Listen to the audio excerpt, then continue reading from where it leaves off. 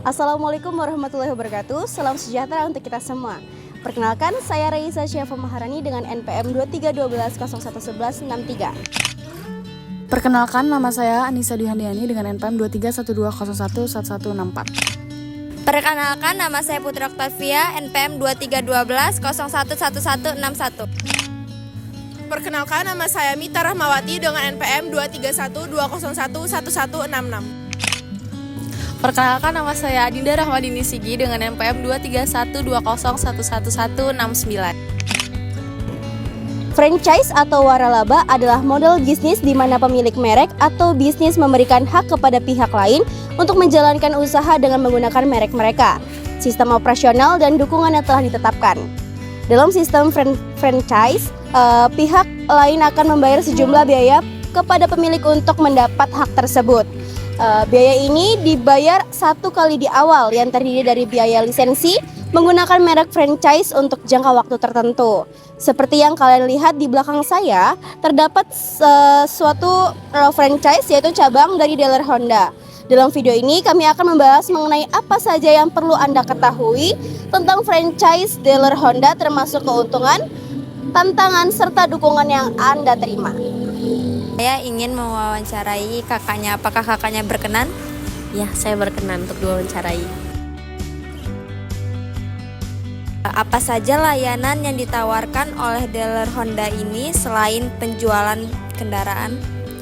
Di sini ada program servis, terus kita juga layanannya, servisnya itu bukan cuma konsumen datang ke sini, tapi kita juga bisa menjemput konsumennya gitu. Layanan servisnya itu biasanya servis tune up, motor lengkap semuanya.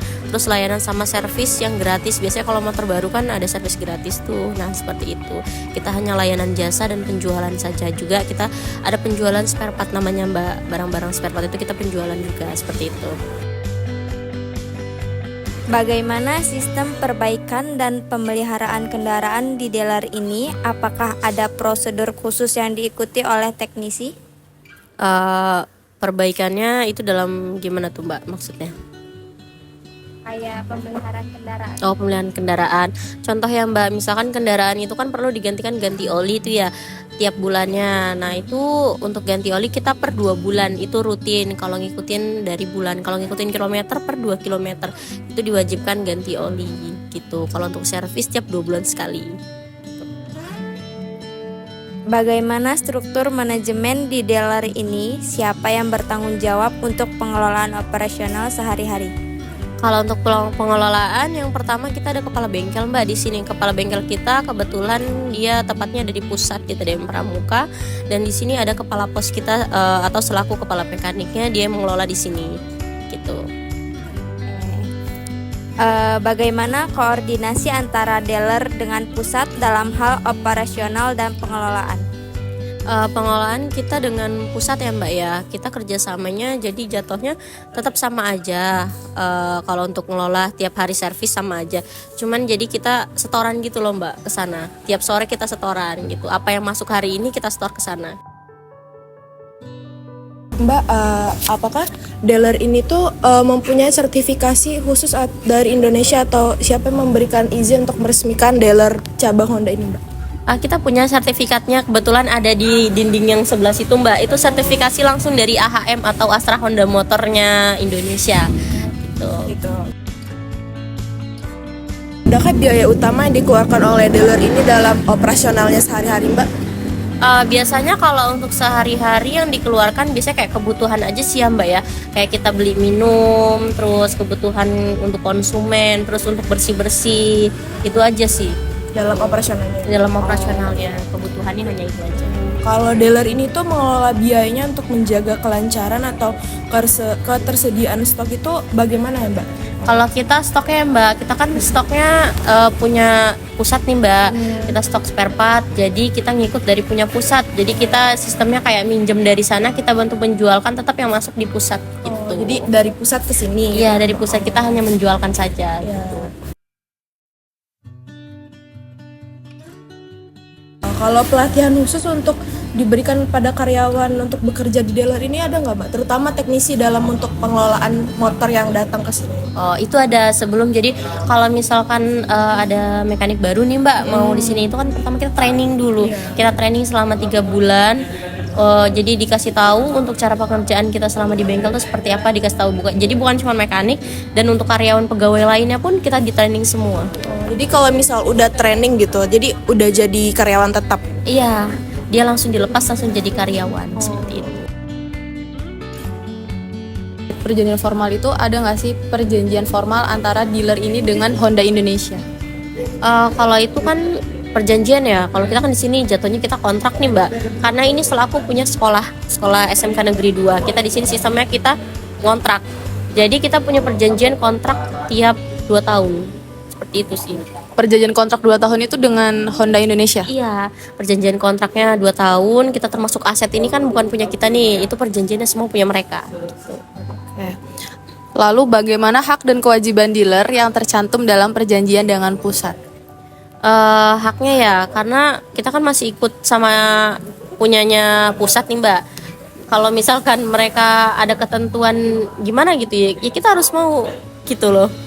Jadi harus mengikuti ketentuan dari pusat. Mengikuti. Oke. Misal contohnya itu apa Kak, hak dan kewajibannya? Haknya misalkan mereka nyuruh kita gimana caranya bulan ini harus ditargetkan 500 unit. Gimana caranya kita harus cari gitu. Jadi sesuai target yang telah ditentukan. Oke. Lalu berapa lama jangka waktu perjanjian yang biasanya diterapkan oleh Honda dari pusat untuk dealer ini? Biasanya kalau itu sekitar 1 tahun perjanjiannya. Kalau misal udah 1 tahun itu Perubahan lagi, dirubah lagi pendapatan. Untuk pertanyaan selanjutnya, apakah ada prosedur khusus yang harus diikutin untuk memperpanjang atau memutuskan kontrak dengan Honda?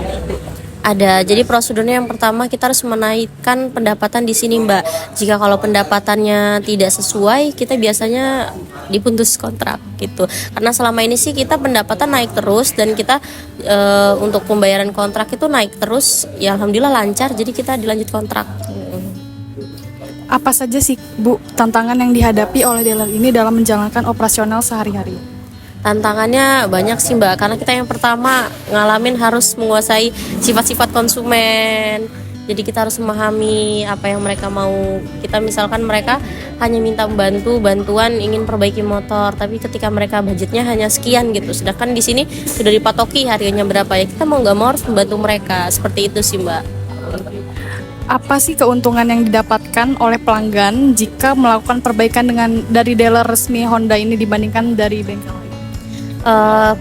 Apa yang mereka dapatkan lumayan banyak sih Mbak. Pertama, kita teknisinya di sini dilatih dengan baik. Yang pertama, jadi kita insya Allah tidak ada yang mengecewakan ketika mereka servis dari sini. Terus mereka dapat fasilitas juga di sini seperti ada wifi, TV, terus ada free minuman juga, sama ruang tunggu yang nyaman gitu.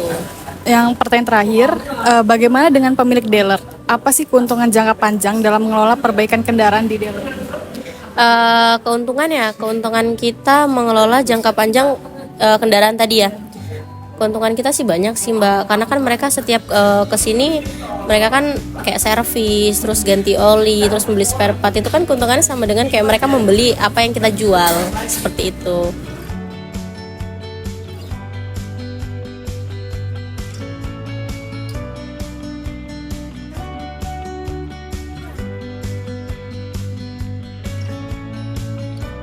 Oke, demikianlah analisis kelompok kami mengenai peluang dan tantangan dalam menjalankan bisnis franchise, yaitu dealer Honda.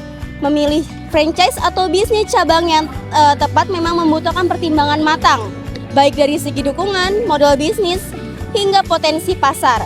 Semoga informasi yang kami sampaikan dapat membantu Anda dalam membuat keputusan yang lebih tepat dan bijak dalam memulai bisnis franchise. Demikian, wassalamualaikum warahmatullahi wabarakatuh.